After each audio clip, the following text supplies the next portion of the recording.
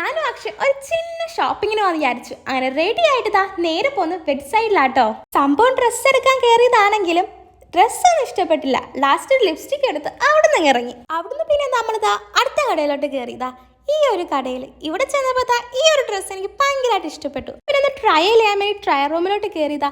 ഏത് ട്രയൽ റൂമിൽ കയറിയാലും എനിക്ക് മിറർ ഇങ്ങനെ ഒന്ന് ടച്ച് ചെയ്ത് നോക്കിയില്ലെങ്കിൽ സമാധാനമില്ല. എന്ത് ചെയ്യാനാ, കാലം അതായി പോയില്ലേ. അങ്ങനെ പിന്നെ ഡ്രസ്സൊക്കെ എടുത്ത് ബിൽ ചെയ്ത് ഇറങ്ങിയപ്പോഴാണ് കാണുന്നത് സുഡിയാന് തൊട്ടടുത്ത് തന്നെയാണ്. എല്ലാം കടയിൽ കയറി ഇറങ്ങിയില്ലെങ്കിൽ എന്തോ ഷോപ്പിംഗ് ആല്ലേ.